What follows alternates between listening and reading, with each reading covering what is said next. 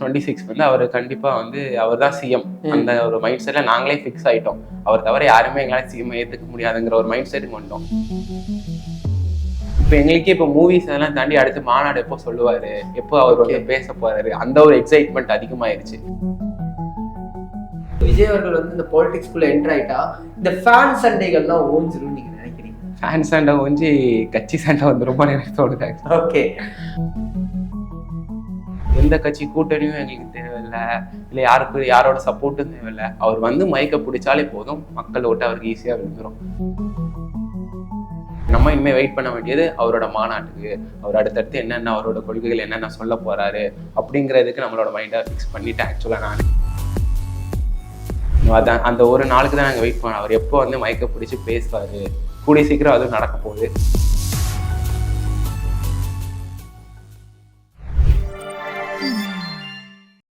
வணக்கம் மக்கள், this is Vijay Pranesh. நீங்க பார்த்துட்டு இருக்கிறது டேக் ஒன் தமிழ். இன்னைக்கு என் கூட இருக்க ஸ்பெஷல் கெஸ்ட் யாரு அப்படின்னா அஸ்வின் அவர்கள் தான் இருக்காங்க. மீண்டும் உங்களை சந்திச்சதுல ரொம்ப ரொம்ப சந்தோஷம். ஆக்சுவலி எகைன் நம்ம மீட் பண்றோம். நீங்க நிறைய பார்த்துருப்பீங்கன்னு நினைக்கிறேன். விஜய் அவர்களை வந்து ரீசெண்ட் டைம்ஸ்ல அதிகமா கமலஹாசன் அவர்களோட கம்பேர் பண்ணிட்டு இருந்தாங்க. இவரும் ஒரு கட்சி ஆரம்பிச்சாரு, மக்களுக்கு வந்து பெரும் ஆதரவு வந்துச்சு. ஆனா சடனா அவர் வந்து லூஸ் பண்ணிட்டாரு. விஜய் அவர்களும் இந்த மாதிரி லூஸ் பண்ணிடுவாங்களோன்னு ஒரு பேட் இம்பாக்ட் இருக்குல்ல, இந்த ஒரு விஷயத்த நீங்க எப்படி பாக்குறீங்க? இதை நம்ம பார்த்தோம்னா கமலஹாசன் சாரா இருக்கட்டும், அவங்க வந்து அவர் வந்து இத்தனை வருஷம் நடிச்சு முடிச்சிட்டாரு. அவர் முடிஞ்ச அந்த டைம்ல தான் அடுத்து என்ன பண்ணலாங்கிற போது தான் கட்சி ஸ்டார்ட்னு அவரோட பீக் ஸ்டார்டம் வந்து ஒரு கட்டத்தில் ஓகே அப்படிங்கிற மாதிரி இருந்த டைம் தான். இப்போ இருக்கிற டைம்ல தளபதி தான் பீக் ஆக்டர். இவர் வந்து இன்னொரு 25 வருஷம் கழிச்சு நான் நடிக்கலன்னு சொல்லிட்டு வந்தாருன்னா அப்போ வந்து நம்ம அவர் கூட கம்பேர் பண்ணலாம். இப்போ ஒரு பீக் ஆக்டர், அவர் வந்து 150-200 கோடி ரூபாய் சம்பளம் வாங்குறாரு. இன்னமும் 20 வருஷத்துக்கு முன்னாடி இறங்கின படத்தை ரிலீஸ் ஆகுனா அவ்வளோ கூட்டம் வருது. இவ்வளோ ஒரு பீக்ல இருந்துட்டு அதை விட்டுட்டு இங்க வராதுல, அப்போ நம்ம வந்து அந்த இடத்துல கம்பேர் பண்ணக்கூடாது அவங்கள. ஓகே, ஆனா இப்போ இந்த ஸ்டாண்ட்லாம் இருக்குல்ல, இந்த படங்கள்லாம் வெளிவரும்போது விஜய் அவர்களை வந்து பாக்குறதுக்கு நமக்கு அவ்வளோ ஆவலா இருக்கு, இப்படா ஒரு படத்துல வருவாரு அப்படின்னு. ஆனா இந்த ஒரு விஷயம் அரசியல் போனா அப்படியே இருக்கும்னு நீங்க நினைக்கிறீங்க? கண்டிப்பா. இப்போ வந்து ஒவ்வொரு மூவி ரிலீஸ் ஆகும் போதும் சரி, எப்போ ரிலீஸ் ஆகும் வெயிட் பண்ற மாதிரி இப்போ கட்சிக்கு போயிட்டாருன்னா, இப்போ எங்களுக்கே இப்போ மூவிஸ் எல்லாம் தாண்டி அடுத்து மாநாடு எப்போ சொல்லுவாரு, எப்போ அவர் வந்து பேச போறாரு, அந்த ஒரு எக்ஸைட்மெண்ட் அதிகமாயிருச்சு. மூவி ஒரு பக்கம் செலிப்ரேஷன் இருந்தாலும் ஒரு மெச்சூர்ட் தளபதி ஃபேனா நாங்க வந்து ஓகே அவர் பாலிடிக்ஸ் போயிட்டாரு, நம்ம இனிமே வெயிட் பண்ண வேண்டியது அவரோட மாநாட்டுக்கு, அவர் அடுத்தடுத்து என்னென்ன அவரோட கொள்கைகள் என்னென்ன சொல்ல போறாரு அப்படிங்கிறதுக்கு நம்மளோட மைண்டை ஃபிக்ஸ் பண்ணிட்டேன் ஆக்சுவலா நானே. ஓகே, ஆனா இந்த இப்போ வந்து விஜய் அவர்கள் வந்து இந்த பாலிடிக்ஸ்குள்ள என்டர் ஆயிட்டா இந்த ஃபேன் சண்டைகள்லாம் ஓஞ்சிரும் நீங்க நினைக்கிறீங்க? ஃபேன் சண்டை ஓஞ்சி கட்சி சண்டை வந்துருமா எனக்கு தோணுது. ஓகே, அப்படிதான் ஃபேன் சண்டைகள் இப்போவும் நடந்துதான். அவர் இப்போ லாஸ்ட் மூவிஸ் எப்படியும் கோட் வந்தாலும் அதுக்கும் நெகட்டிவ் கமெண்ட் சொல்லுவாங்க, 69 வந்தாலும் அதுவும் நல்லா இல்லைன்னு சொல்லதான் செய்வாங்க. எங்களோட வேலை 2 படத்தையும் அட்மோஸ்ட் நல்லா என்ஜாய் பண்ணிட்டு அவருக்கு வந்து அவர் ஃபுல் பொலிட்டிக்கல் சப்போர்ட் நாங்கள் கொடுக்கணும், அது ஒரு ஏம் தான் இருக்கும். அந்த ஃபேன் ஃபைட்ஸ் நம்ம பேசின மாதிரி இப்போ வந்து எப்படி இருந்தாலும் ரஜினி அவர்களோட படம் இறங்கினாலுமே வந்து அதுவும் அங்கதான் கம்பேரிசனுக்கு போகுது, அந்த ஒரு விஷயமும் நடக்குது. இது எப்படி பாக்குறீங்க? அது இந்த ஆடியோ லான்ச்சஸ்ல இருந்தே சரி, அவரும் இவரை மீன் பண்ணல, அவரும் இவரை மீன் பண்ணல, அது எல்லாமே இந்த ஃபேன்ஸா அவங்களுக்குள்ள ஒரு ஃபேன் ஃபைட்ஸா போட்டுட்டு இருந்த விஷயங்கள் இது எல்லாமே. மற்றபடி ஆக்சுவலா பார்த்தோன்னா ஒருவே தளபதியே ஃபுல்லாவே ரஜினி சார்கிட்ட பேசுறதா இருக்கட்டும், ரொம்ப அவங்களே க்ளோஸாக தான் இருந்தது. இது எல்லாமே ஒரு ஃபேன் ஃபைட்ஸால கிரியேட் ஆனதாக தான் இருக்கும். ஓகே, அண்ட் இந்த ஒரு செலிப்ரேஷன்லாம் இருக்குல்ல, இந்த மாஸ் மூமெண்ட்ஸ் எல்லாம் இப்படி இவங்க நிறைய பேர் கேட்குறாங்கல்ல, இதெல்லாம் விட்டுட்டு போகணுமாண்ணா அப்படிங்கிறது ஏதாவது ஒரு இடத்துல விஜய் அவர்களுக்கு அதை தோண வைக்குமா? இதெல்லாம் விட்டுட்டு நம்ம போகணுமாங்கிற ஒரு தாட் கொடுக்குமா? அண்ணனே ஆக்சுவலாக அண்ணன் பார்த்துருப்பாங்க. ஆக்சுவலாக ஏன்னா அது இப்படி செலிப்ரேட் பண்ணுறாங்க படத்தை அவருக்கு தோணியிருக்கும். ஆக்சுவலாக இப்போ அப்போ இறங்கின படத்தை இப்பவும் இவ்வளோ செலிப்ரேட் பண்ணுறாங்க. ஏன்னா இன்னொரு வீக் டேஸில் கூட ஹவுஸ்ஃபுல்லாக ஷோஸ் போயிட்டு இருக்கு. ஸோ கண்டிப்பாக அவருக்கு தோணும். இருந்தாலும் அவங்களோட டெசிஷனில் அவர் ஸ்ட்ராங்காக இருக்காரு. அதுக்கு தான் நாங்கள் ஆக்சுவலாக சப்போர்ட் பண்ணணும். அவர் வந்து கம்பல் பண்ணக்கூடாது. நாங்கள் மூவிஸ் எங்களோட ஆசை அவர் இன்னும் நிறைய மூவிஸ் நடிச்சுக்கிட்டே அரசியல் பண்ணணும். எம்ஜிஆர் அவர்கள் மாதிரி மூவிஸ் நடிச்சுக்கிட்டே மூவிஸ் மூலயமா அவரோட அரசியல் கருத்துக்களை சொல்லிக்கிட்டே அவர் அரசியல் பண்ணணுங்கிற ஒரு என்னோட ஒரு பர்சனல் ஆசை. ஆனால் அவர் இல்லை, அரசியல் வந்து விளையாட்டு இல்லை, அதை நான் அரசு மட்டும் தான் பண்ண போகிறேன் கிளியராக எடுத்து அதுக்கு போகிறாரு. ஒரு ஃபேனுங்கிறத தாண்டி ஓகே அண்ணன் கூட நம்ம நிற்கணுங்கிறதுல நான் ஸ்ட்ராங்காக இருக்கேன். ஓகே, அந்த விசில் போடு பாடல் பற்றி வரும்போது எம்ஜிஆர் அவர்களோட அதிகமாக விஜய் அவர்கள் கம்பேர் பண்ணப்படுவார். அந்த ஒரு விஷயத்துல அவர் வந்து இந்த சரக்கு வச்சு பாடிட்டாரு அப்படிங்கிறதுக்கு அதுக்கும் ஒரு சர்ச்சை கிரியேட் பண்ணப்பட்டுச்சு. அதற்கும் விஜய் அவர்களை கேள்வி கேட்கப்பட்டுச்சு. இந்த ஒரு விஷயத்தை எப்படி பாக்குறீங்க? அந்த நாரடி இறங்கினப்பவும் சரி அவரு சொல்லியிருப்பாரு, இது நான் வந்து இதுனா பேனாவை கூட இருக்கலாம் அப்படிங்கிற மாதிரி கிளியரா சொல்லியிருப்பாரு. அதான் நம்ம அதை எப்படி எடுத்துக்கிறோங்கிறதுல தான் இருக்கு. அவர் ஒவ்வொரு லைனுமே பார்த்தீங்கன்னா நல்ல ஒரு அரசியல் கருத்தோடு தான் ஒவ்வொரு லைனுமே இருந்திருக்கும். நம்ம அதை எப்படி எடுத்துக்கிறோம், இன்னும் அதுக்குள்ள ஏதோ ஒரு கேஸ்லாம் போட்டாங்கன்னு பார்த்தேன். அதுக்குள்ள பாட்டுக்கு எதிராக இன்னும் நிறைய கேசஸ் வரும் போடுவாங்க, அவருக்கு எதிராக வந்துக்கிட்டே தான் இருப்பாங்க. அதெல்லாம் அப்படியே அவர் தட்டி விட்டு நான் பண்ணதாண்டா செய்வேன் அப்படிங்கிற மாதிரி போறாரு. நாங்களும் அவர் பின்னாடியே தான் இருக்கோம். அதே மாதிரி வெங்கட் பிரபு அவர்களையுமே வந்து விஜய் ஃபேன்ஸ் நிறைய பேர் வந்து பேஷ் பண்ணிட்டு இருந்தாங்க. அதாவது நிறைய ட்விட்டர்ல திட்டுறதையா இருக்கட்டும், ஏதோ ஒன்று சொல்றதையா இருக்கட்டும் பார்க்க முடிஞ்சிட்டு இருந்தது. இது எப்படி பாக்குறீங்க? ஒரு ஃபேனா, ஒரு மெச்சூர்ட் ஃபேனா நாங்கள் நடக்கும் போது அவரு ஆக்சுவலாக அப்போ வெங்கட் பிரபு ஒரு சூப்பர் டேரக்டர் தான். ஆக்சுவலாக பெரிய நிறைய ஹிட்ஸ்லாம் கொடுத்துருக்காங்க. ஸோ இதுலேயும் எங்களுக்கு அந்த ஹோப் இருக்கு. அவருக்கே தெரியும் ஒரு 2 படம் தான் இருக்கு.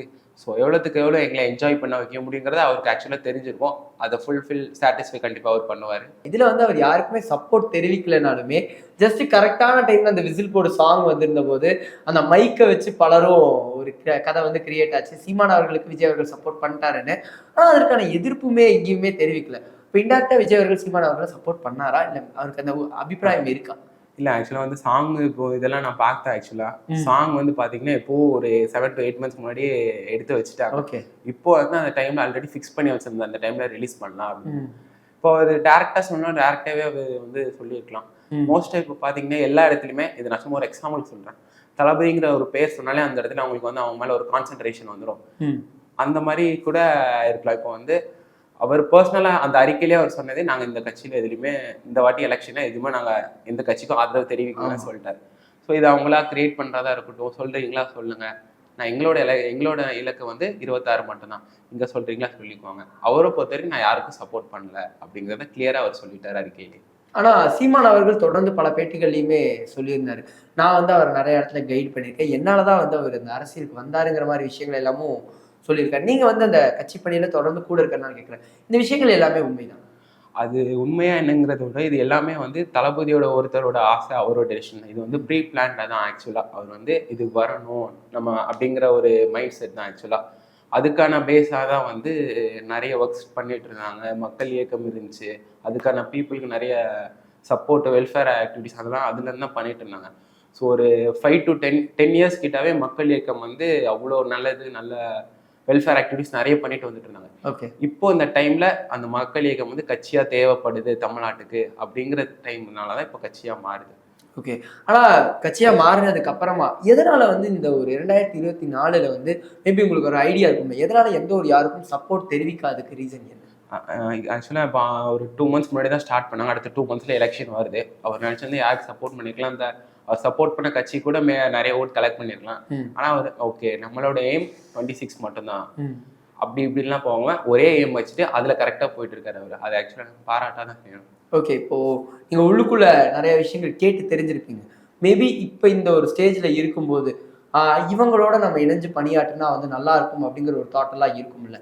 ஆஸ் அ ஃபேனாகவும் நீங்க சொல்லலாம், இந்த கட்சி பணியில இருக்கிற ஒரு பர்சனாகவும் சொல்லலாம், இவங்களோட தளபதி அவர்கள் சேர்ந்தா இன்னுமே கூட எங்களுக்கு 2026 ரொம்ப வெற்றி வாய்ப்பு ஜாஸ்தின்னு நீங்க நினைக்கிற ஒரு பர்சன்? என்னோட பர்சனல் ஒப்பீனியன் சொல்லலாம் அப்படிலாம் எதுவுமே வேணாம். ஓகே, வந்து தனியா வந்தாலே போதும். தனியா வந்தாலே அவர் எவ்வளவுக்கு எவ்வளோ கண்டிப்பா 26 வந்து அவர் கண்டிப்பா வந்து அவர் தான் சிஎம். அந்த ஒரு மைண்ட் செட்ல நாங்களே ஃபிக்ஸ் ஆயிட்டோம். அவர் தவிர யாருமே எங்களால் சிஎம் ஏற்றுக்க முடியாதுங்கிற ஒரு மைண்ட் செட்டுக்கு வந்துட்டோம். ஓகே, எந்த கட்சி கூட்டணியும் எங்களுக்கு தேவையில்லை, இல்லை யாரோட சப்போர்ட்டும் தேவையில்லை. அவர் வந்து மைக்கை பிடிச்சாலே போதும், மக்கள் ஓட்டு அவருக்கு ஈஸியாக விழுந்துடும். அதான் அந்த ஒரு நாளுக்கு தான் நாங்கள் வெயிட் பண்ணோம். அவர் எப்போ வந்து மைக்கை பிடிச்சி பேசுவார், கூடிய சீக்கிரம் அதுவும் நடக்க போகுது. நடந்தவொடனே நீங்கள் அந்த கூடிய சீக்கிரம் போது ஒரு சின்ன ஒரு ஸ்மைல் வந்து தெரியுது.